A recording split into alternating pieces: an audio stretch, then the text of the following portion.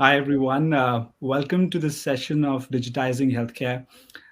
My name is Apoorv Pandey. I'm a partner at Foundation Capital. For all those who are new to Build and to Foundation, we are an early stage venture fund, been around for 25 plus years, invest primarily in fintech and enterprise, and in the enterprise space across the entire stack. So if you're an early stage founder, definitely reach out to us.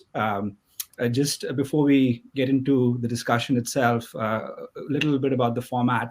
Samir, Lisa, and I would talk for like 30 minutes, or at least we'll try to contain our talk for 30 minutes if you're able to. And after that, we'll open it up for Q&A. But if you have questions, feel free to post them as they come, and I'll pick them up while during the discussion or after the discussion itself. So to kick it off, it would be great to hear both of yours backgrounds, just to in the spirit of like covering everything. If you could talk a bit about like where you were before in terms of experiences, what you're doing today, what the role is, and the size of organization that you're managing. Samir, it would be great to start with you. Sure. Thanks, Apoorv. My name is Samir Bhatlani. I'm a physician by background, and currently I serve as the Chief Digital Officer for mHealth Fairview. We are a nonprofit healthcare delivery organization based out of Minnesota. About 10 hospitals, 200 plus clinics, proudly serve about 1 million patients a year, and have a team of 35,000 strong. My journey has been a lot of fun. Started my career as a clinician, was in academic medicine, taught at University of Chicago, and practiced mostly transplant medicine, not the surgery side. And then grew on the informatics and administrative side and had roles like CHIO at Intermountain, that many of you know is one of the most innovative, transformative healthcare delivery organizations. And then was very near to where Apoorv and Lisa are, I think, in California. So was at Sutter Health, where I held the role of Chief Health Information Officer and Chief Data Analytics Officer. Right now, my portfolio ranges from core IT to digital transformation, marketing experience design, innovation most recently, and then data analytics and informatics, and cybersecurity, which keeps me up at night. Otherwise, the rest are all cool. I also still enjoy teaching and hold adjunct faculty roles at Carnegie Mellon, where I teach in the Chief Digital and Chief Data Officer programs, and recently have faculty appointments at the Carlson School of Business and University of Minnesota Informatics program. Thanks, Samir. That sounds awesome. Lisa, please go ahead. Well, I can't quite match all of what Samir is doing. I'm not sure how he finds time to sleep, but that's fantastic. My name is Lisa Mackey. I'm the Vice President of Global Commercial Health and Life Science Strategy at Microsoft. I started my career quite a while ago at Microsoft in the 90s, building some of the first consumer and small business facing products. Left and ultimately started 2 startup companies of my own. The most recent was in health IT, based in Silicon Valley there. And it was rewriting all of the administrative transactions underneath the US healthcare system, like claims, eligibility, benefit enrollment, and enabling those as APIs for software developers to redesign patient and clinical and payer experiences. Rejoined Microsoft recently in just a couple months before COVID. So end of 2019, beginning of 2020.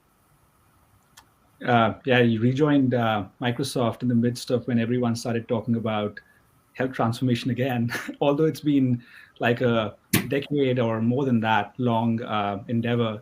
But we're seeing that we are in the midst of the pandemic, and there's continuous transformation being talked about and also happening, where years of transformation has been squeezed into a couple of months itself.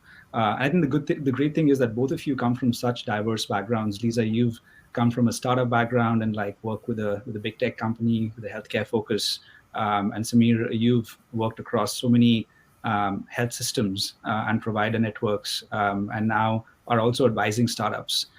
So for all the founders who are dialing in today, I think they would love to understand. Maybe we can start with Samir from your perspective.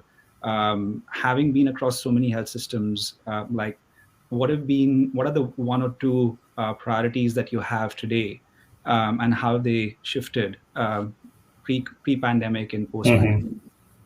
Yeah, it's hard to say we have a couple of priorities, but I'll try to highlight the top two or three. Um, the first one is obviously continuing to provide excellent care to our consumers. By excellent care, I mean high quality, safe, and a good experience all together. For too long, healthcare sort of backpatted itself when we just provided safe and good care.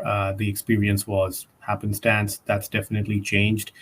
And I would say that was changing well before COVID. COVID just probably put a focus light on it. So that's definitely one of our focus areas is how do we continue providing high quality, safe, and excellent experience in the care we deliver.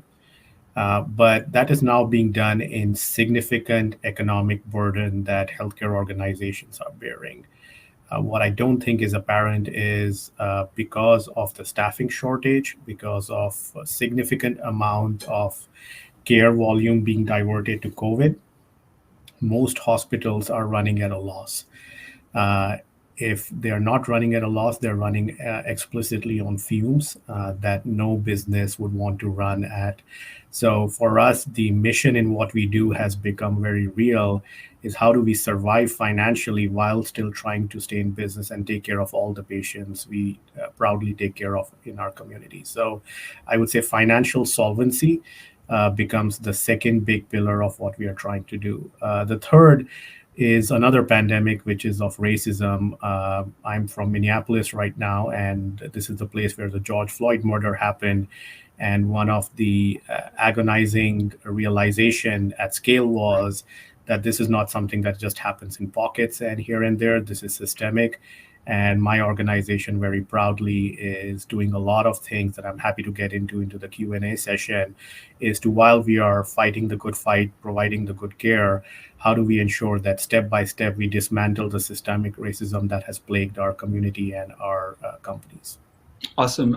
I'll come back to you to kind of double click on like what this means for opportunities for startup founders. But Lisa, I would love to get your thoughts. If you look at it from the lens of Microsoft and from a lens of partnership, since you're working pretty closely with life science institutions as well as health systems, based on like what Samir pointed out, like what are you seeing in terms of their priorities, and how is it different between life sciences and providers? Well, that's a great question. I think what similar to what Samir said, a lot of this activity was happening prior to COVID, but COVID accelerated development of technologies, reduction in regulatory barriers, telehealth being one example of how reduction in barriers accelerated implementation of new technologies in market and furthering of those priorities, remote patient monitoring.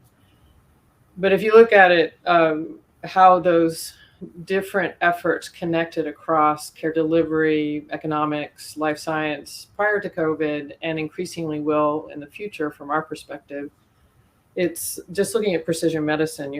They're all pieces of a puzzle as you're serving individuals, patients, and to do it efficiently without putting further burden on practicing physicians and health systems, taking the burden off of the patient who shouldn't have to understand how to operate a lot of these from websites to devices, and uncovering and exposing new insights. You have to have platforms where we can connect all of this information and where we can get to insights more quickly, where the economics make sense, and where we can start to inform the supply chain. And that's where Microsoft does its best work.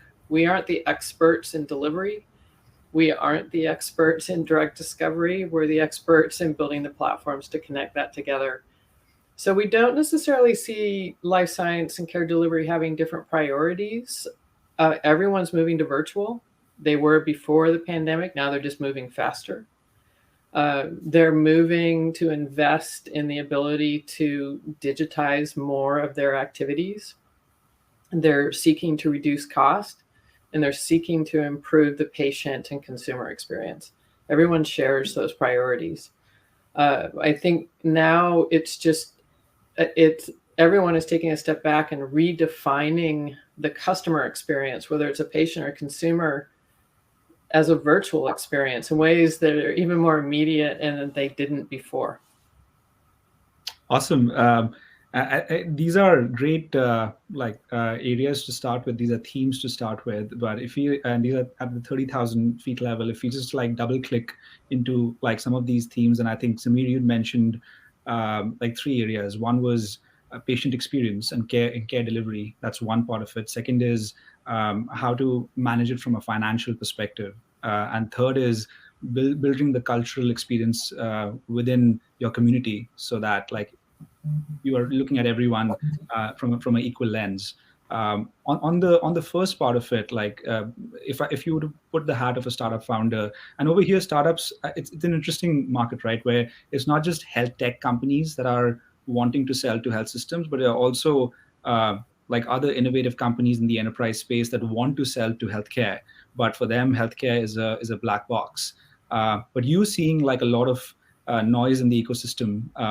How do you think that companies should approach it? Like, what are the real one or two things or unmet needs that you still see within the care delivery side or the patient experience side?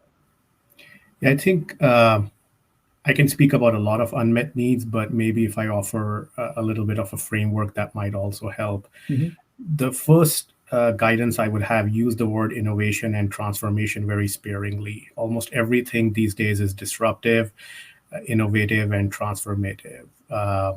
And then you throw a healthy amount of AI, ML into it, and blockchain if this was 2019 HIMSS, and there you have your marketing pitch. So when I meet a founder who all they say is these buzzwords, it's very hard for me to pay attention. But then there is this group of founders who are very clear. The problem I'm here to help you solve, Samir, is X. This is how my solution solves it. This is how much it will cost you to deploy. And this is by when you will see a clear, measurable benefit. The difference, I think if you had posed the question you posed to Lisa to me, I would have endeavored to say the difference between life sciences and healthcare is healthcare runs at about a 2 to minus 2% margin, and life sciences typically run at a 25 to 35% positive margin. So the appetite, the opportunity, the mindset is very different in both organizations.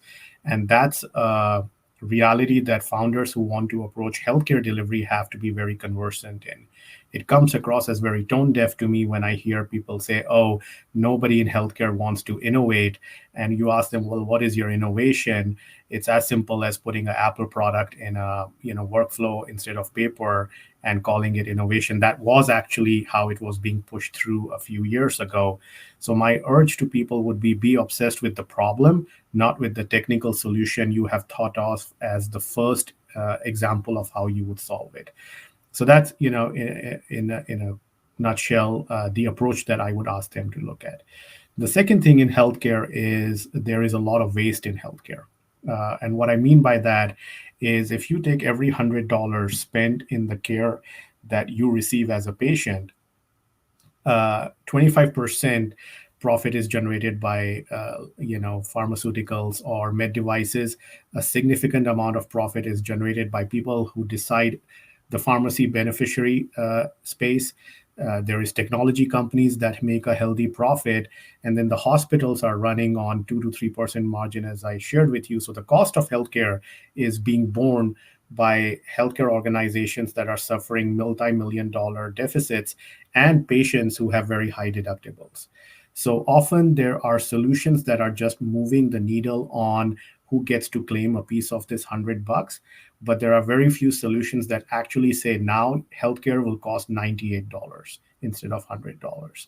And that's a very tall hill to climb. I get that. It's not as simple as me laying it out on a conversation.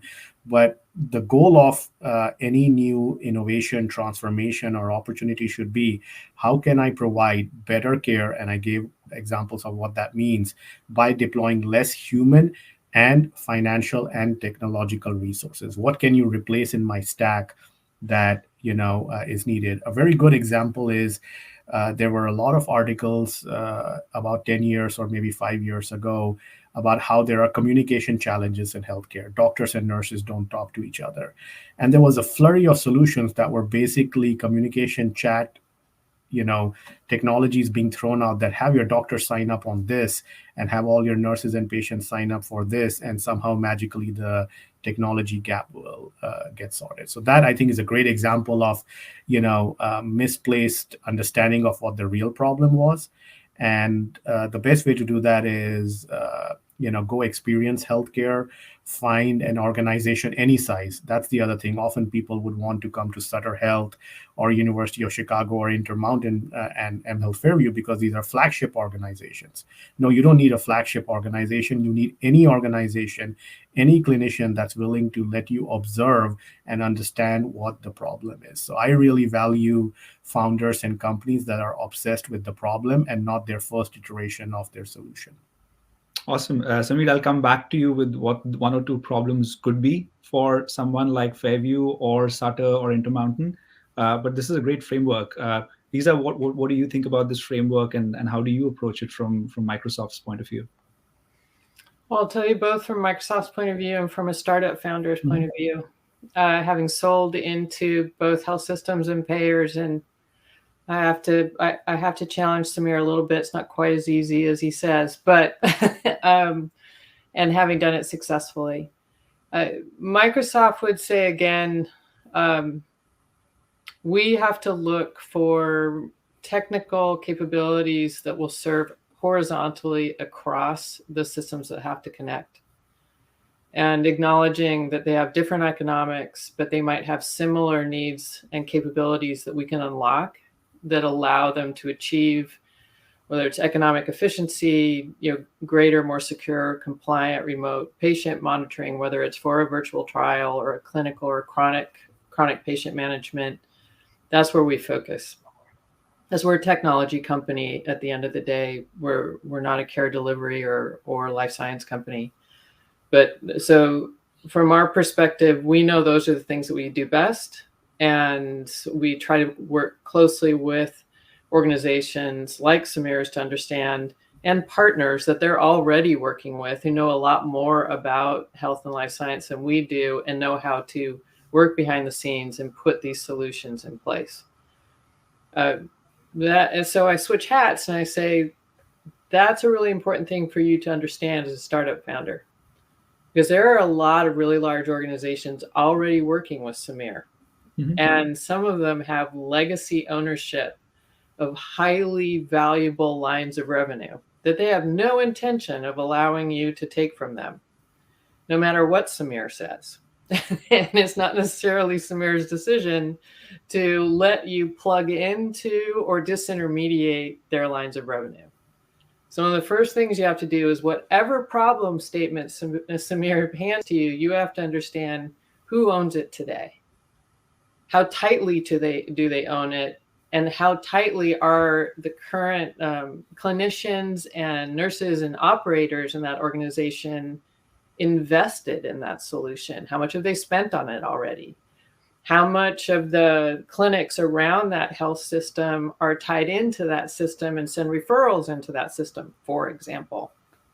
So it's not as easy as having a solution. And it's extremely important to understand the difference between a technical problem and a business problem to solve. And if you're a startup founder, when you're sitting across from Samir, you want to make sure you're pushing him hard on, if you come up with a business problem to solve, who doesn't want you to solve it? Who does not want to be disintermediated? And what's the likelihood of the organization being able to adopt that solution to that business problem over time? That's a great insight, Lisa. And when you just a quick follow-up question, when you think between life sciences, as Samir pointed out, like the profits that life sciences are making versus health systems are making, there's a huge differential. When you think of like applying a similar solution to slightly different entities, which is whether they are like a pharma company, like a Pfizer or a Genentech versus like a health system like Sutter? Like, what's your strategy internally? Do you see that difference come up in terms of affordability, or do you see that, like, if you're addressing kind of similar needs across, and it's a powerful solution and a powerful brand like Microsoft, which many startups might not be, you're still able to like get your foot in the door? It's a great question. If I look at it, from the perspective of a startup founder, the difference for me between selling into Samir and selling into a large life science or pharma company is not so much the difference that I experience in their difference in profitability is that the pharma and life science company has many more organizations internally who want to build whatever solution I've come up with. And they're probably funded to do it. So you have to spend a lot more time showing up as an opportunity or accelerating them and whatever their agenda is internally. So it's a different sale. Mm-hmm. Where if I'm approaching Samir, there might be an obvious need, but then it's much more how do I get into market, and I may have to consider standing up a manual process internally to my company as a transition to take Samir and his organization to the more advanced software-based solution or hardware, whatever it might be. So it's, in both cases, I have to understand the organization. I have to understand how they're incentivized, what their challenges are, who stands to win or lose. It's the same sorts of questions. It's just as Samir pointed out, it's a different funding model on both sides. Yeah, awesome. Samir, coming back to you on the problem statements and the pain points themselves, knowing that the ecosystem is getting so crowded with point solutions and products, I'm assuming there are still unmet needs and partially met needs that you have internally. What would one or two of those needs be, so that when founders are thinking about approaching Fairview or even Sutter, they can kind of think of that and kind of also think about differentiating themselves? Sure. One area of unmet need is we don't have a good sense of how to capture our consumer market. Most healthcare organizations have looked at the number of people who come through their door as for granted. I'm always going to have a waiting list. But what's happening with the traditional and the non-traditional disruptors in healthcare is a lot of patients are finding convenient and appropriate solutions outside the traditional brick and mortar physician office. Mm-hmm. And healthcare is now starting to get disrupted from not only just the large scale technology-based companies, but then also from the Walgreens and the Walmarts of the world. And I'll give you a quick story where CVS is now getting into chronic care after having established themselves in minute care clinics. Mm-hmm. And this was a real conversation between different health systems, chief strategy officer, and CVS's strategy officer, where the point made across was, well, this is very different. Chronic care is more complicated than just seeing somebody for a cold or a quick something minute clinic type work. Why do you think you will succeed? And I think a very appropriate retort from CVS to this particular health system chief strategy officer, but I would say to all of us on the provider side, was a typical diabetic patient comes to a CVS brick and mortar at least 6 times a month and maybe 16 times online, versus we as a healthcare system are lucky if we see our diabetic patient twice a year and maybe twice on our websites. So the game has really changed, where how do I interact with my patients in a way that I can retain them as a consumer? And if you come to me for primary care and now you suddenly need a dermatology visit, how do I make sure I get that to you without you going outside my system? So that's mm-hmm. called share of care. So mm-hmm. market share and share of care are two unmet areas where it's a combination of market analytics, It's a combination of understanding consumer behavior and then automated actions by which I can drive access through my system. So, as an example, I could set up a really nice digital presence where I have flashy pictures and really heart touching messages that want you to get care from me. And when you click ask for an appointment, instead of open scheduling, I take you to a call center number where you have to wait 3 minutes to 24 minutes, and then somebody will call you back when Dr. Mackey has an appointment. You just lost the patient. So that's an example of an unmet need in healthcare where we're still not thinking like retailers. We're not thinking like bankers. Because if I go, and this is my favorite digital transformation example when I teach this topic, I went to Discount Tires because I had to get a wheel replaced, not a tire. And in that visit, they told me, "Hey, Samir, by the way, the two rear tires of your car are about 3 months away from needing replacement at the rate at which you drive. Do you want us to take care of it now? Or do you want to come back in 3 months? I'll set up an appointment." There was a time in my life I would say, set me an appointment in 6 months. I don't care if you think it's 3 months. I'm only coming back in 6 months. There has been a time where I would have said, sure, set me up in 3 months. And now I'm at a point where I just can't imagine coming back again. And I say, no, do it right now. Yeah. But in healthcare, when a patient comes to us and says, I have knee pain, and as long as we took care of your knee pain and you didn't have to wait too long for me in my clinic and the parking didn't cost you too much, we do a high five and declare victory. A retailer, a banker, or any business would see that as a lost opportunity to upsell or cross-sell. But what does upsell and cross-sell mean in healthcare?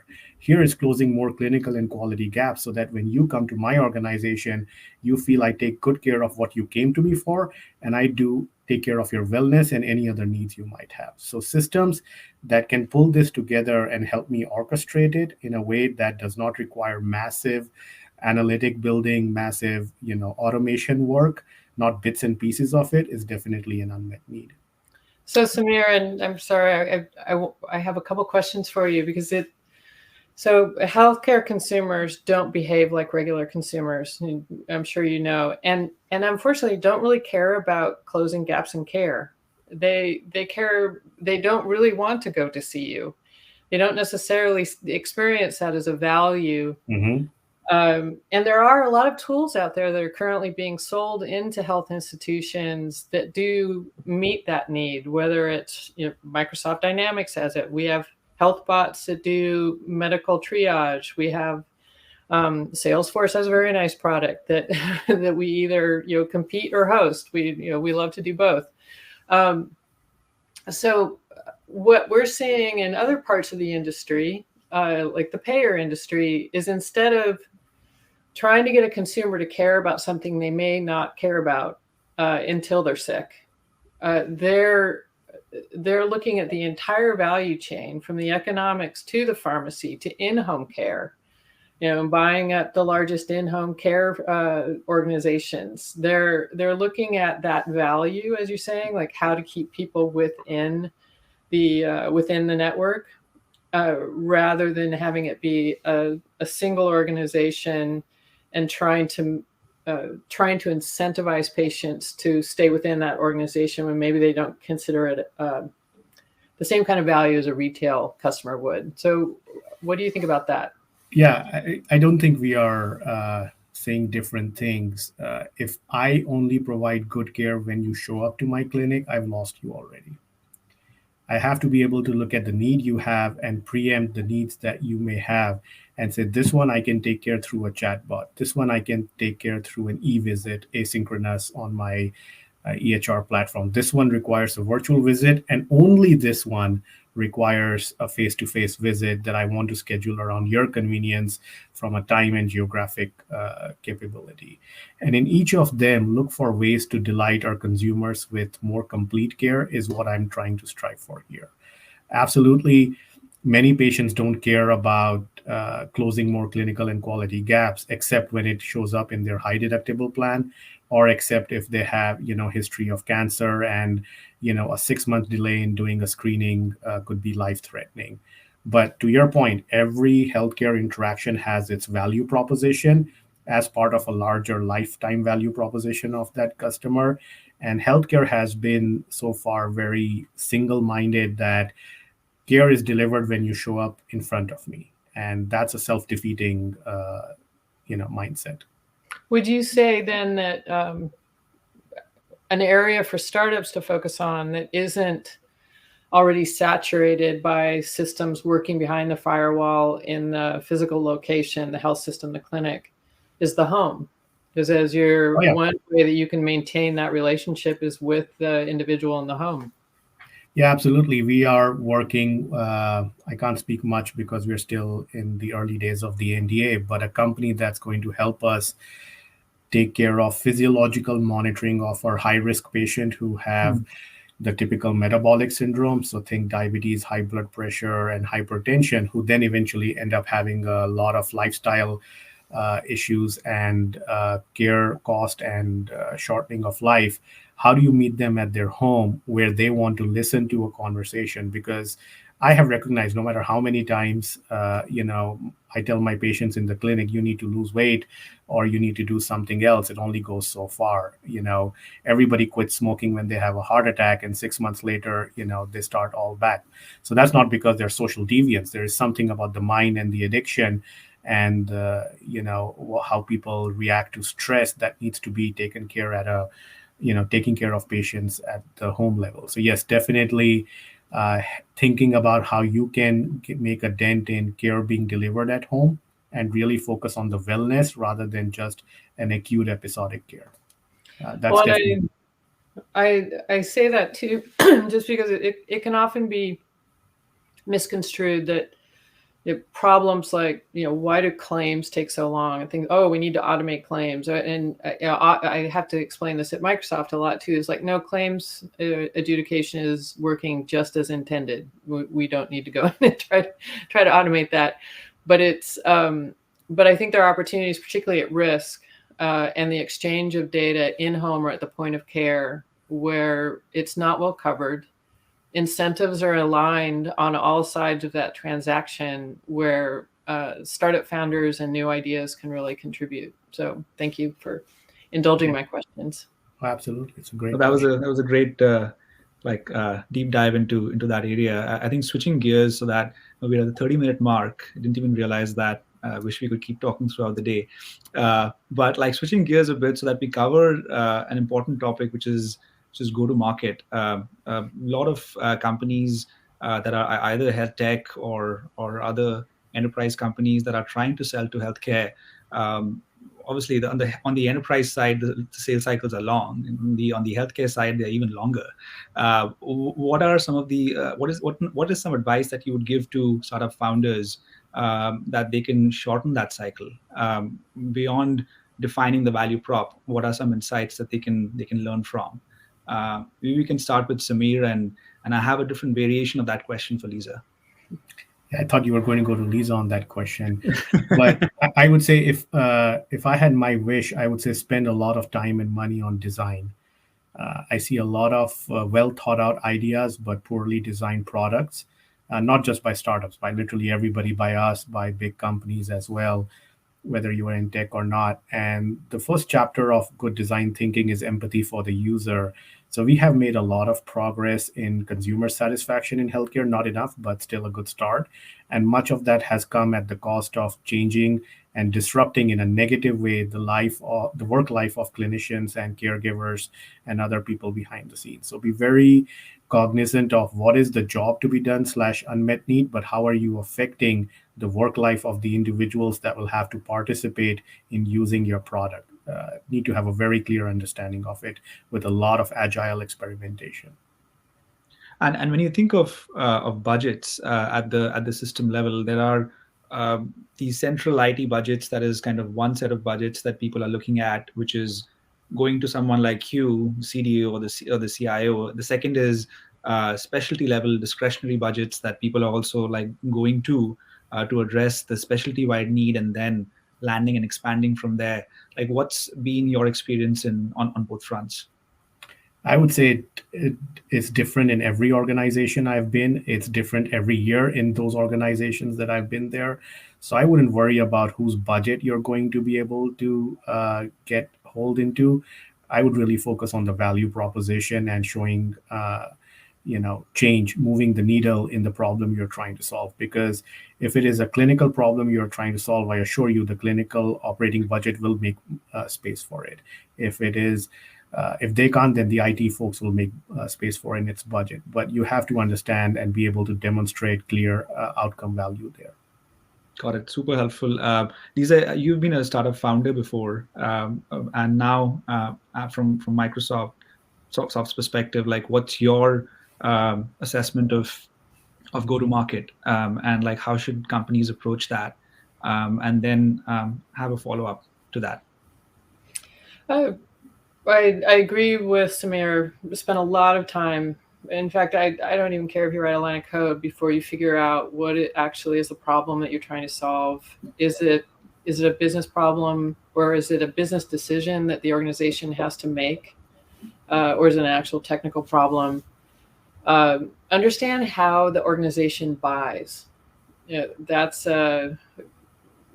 health and life science largely skip the internet and skip mobile. A lot of startup founders still assume that health and life science buys and looks for SaaS solutions and can pay for SaaS solutions in the same way that other industries do. They don't. Mm-hmm. So you heard Samir say budget a lot. That means a single annual price, typically. So just very tactically speaking, spend some time figuring out if they're excited about your solution, then figure out how they buy, figure out who has to buy it, figure out if you are potentially disintermediating or removing cost or an individual from the system.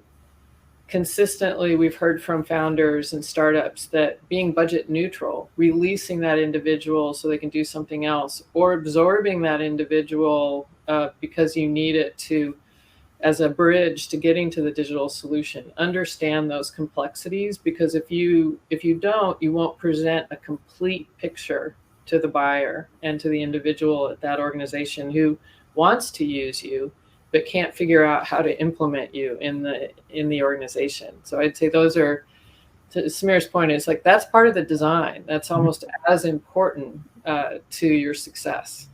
Yep. Makes a ton of sense. I have a few other questions, but let me take a question from the comment section. So this question is like, what do you think of the ambitions of web scale companies like Google to get into healthcare and life sciences? So for example, Google recently launched isomorphic labs to reimagine the entire drug discovery process. What are your thoughts on that part? So I'm happy to go first. I'll first take a point out of what Lisa said. That's very ambitious. There are companies that have built their entire value proposition on drug discovery. So why would they want to give up what they have or what they have built to be interested in what Google built? So that's one aspect of my answer. The second is more the merrier. Look, healthcare is, in my mind, one of the biggest problems next to climate change that we have to solve on this planet. There is no planet B, as I like to say, or other people have said, and I try to repeat it. So I definitely, personally, and on behalf of the organizations I have worked, welcome everybody who wants to help and solve the problem here. It is difficult. It is material to my health, my daughter's health and her future kids, and everybody on this call, your health and your next generation. So I welcome all of that. I think, if companies like Google and Microsoft and Apple, who have a lot of cash on hand, don't try different things and are not willing to fail at it, then that's a travesty, in my opinion. So a lot of people, when somebody else comes up with this, will point out, hey, look what happened 5 years ago, or look what happened 10 years ago. So what? I think if you are a founder, you should welcome failure. We want to fail 200 times if that's what it takes for us to figure something out. So it'll be interesting to see how this one plays out. Maybe they are more focused on their strengths than they have been in the past. And it will be good to watch. Sounds I great. agree. Yeah, but tech companies learn by doing, and yeah. I agree with Samir. It is whether or not they become the ultimate solution, they will move the needle forward.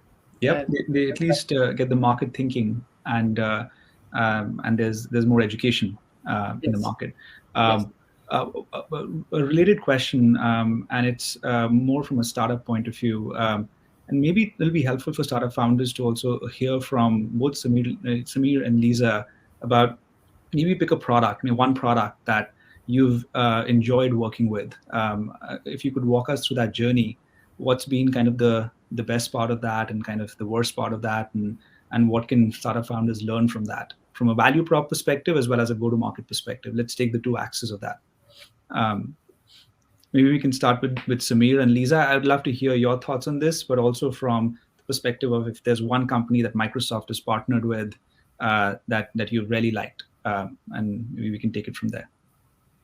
I think one company that I feel very comfortable talking about, and I don't have any stock options or equity options in them, let me declare that first, is Qventus. Mudit Garg is their CEO. And what I expressed earlier about working with people who are obsessed with the problem and not the solution, I think that's what I saw as a breath of fresh air when I met Mudit and Brent, the other co-founder, almost, I would say, 7, 8 years ago. And that's been my experience using them in two different companies where the focus was on problem solving, customer success, not just admiring how great the solution is, but how do we get the teams at scale to use them and then constantly achieve the results, and always willing to think like a partner rather than a vendor client. And I applaud them. They deserve as much credit as we would want to take ourselves for some of the results in throughput that we have achieved for ourselves. Sounds great. Lisa, what about you? I think I have to choose Nuance because I was part of the team that first contributed technologies to Nuance Stacks, and that was part of the team that helped Microsoft decide on the acquisition. But the story that's interesting to me is the individual at Microsoft was a woman who was originally an engineer, software engineer, went back to medical school, got an MD, and then returned to Microsoft to solve the problem of physician burnout, which she witnessed as a resident. So she adapted Microsoft technologies in voice to text and structured notes to try to solve that problem and to allow physicians to spend more time focused on the patient during the appointment. As you can imagine, it was really hard for her to contribute that technology to Nuance, to not ship it as her own. But that was part of the deeper sacrifice at Microsoft. So those are the technologies that we contributed to what ultimately became Nuance Stacks. And being a witness to her journey, the problem she was trying to solve that was incredible, and her ability to solve it. And then to have a partner like Nuance that had done such a great job as a startup building successful products and getting them in market. And they were tough on us. It wasn't always, gardens and roses, but it was successful. And it has resulted in a great relationship. Awesome. Those are great examples. I have one more question on the comment side. Where do you see the role of network-aware devices to capture and analyze user data for proactive healthcare? And I think it does speak a little bit, in my opinion, to share of care that you guys started talking about, which is at-home care, just to be more proactive. But Lisa, let's start with you. Like, what are your thoughts? No, it's a great question because we're definitely looking hard at 5G and edge computing and connecting of these devices securely in health and life science and across all industries. And it's kind of going back to a conversation we had early on.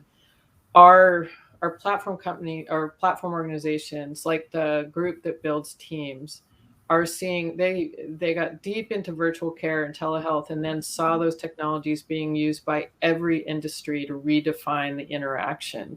And our internet of things, we like to call it Internet of Medical Things, as well, are looking at how can we securely exchange and monitor this data and reason across it so that we, again, aren't adding to the burden of the physician or whoever is concerned with that individual's care. So it's an amazing area of opportunity.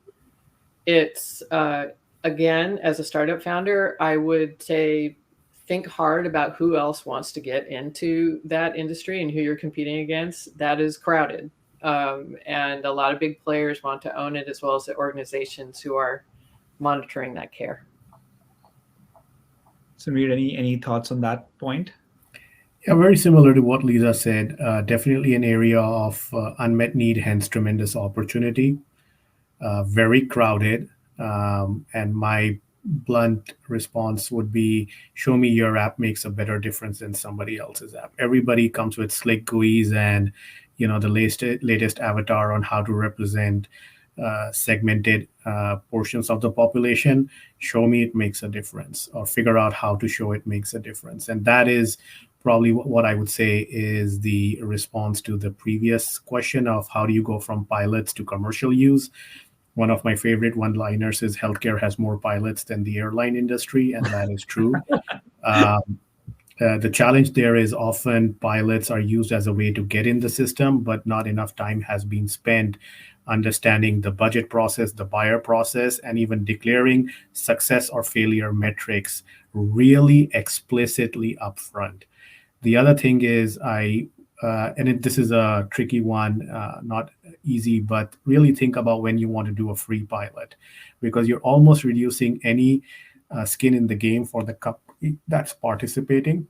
And that's a good way to filter out. I mean, there will be situations where you may want to do a free pilot because of who is in front of you or the stage of the company that you are in right now, but have a real high bar of saying, I'm going to do a free pilot with any given organization.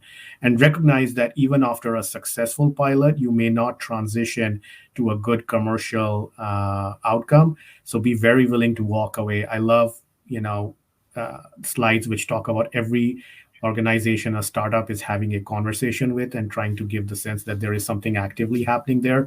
Don't worry about that. Everybody knows that's a farce. Just talk about the results you have delivered. Even if you can show 3 good conversations and outcomes, we will pay attention. That's awesome. Very, very, very insightful. We have one more question. I know our session is coming to an end, but I'll take this question as well.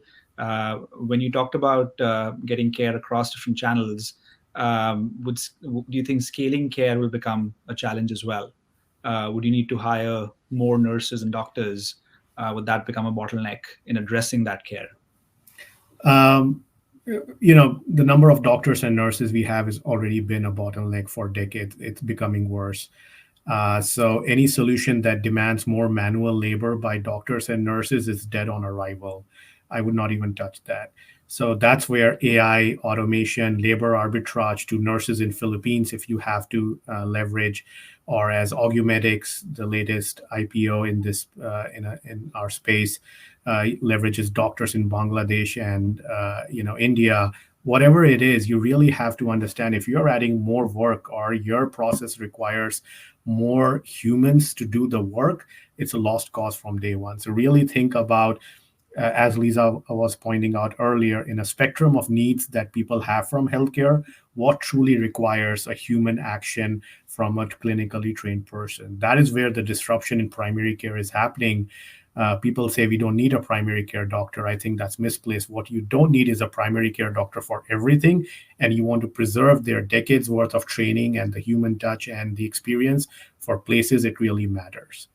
If I have to show you my finger and say, does this cut require something to do? And I send a picture and somebody looks at that picture and says, no, that's fine. Just put some betadine and walk it off. That's great. I would love that. But, we use doctors to even do that because we are trying to fill up our day. And so that would be my long answer, that if your solution requires more doctors and nurses, stop. Great. I'll take this note to wrap up. It's great having both of you as panelists, and thank you for being so real and candid to all the questions, and for all the founders over here. Both Samir and Lisa are advisors to startups as well. In case you're looking at thoughtful advisors to help you in your journey. But thank you so much, both of you. It was really great to have both of you. Thank you for the opportunity. Bye.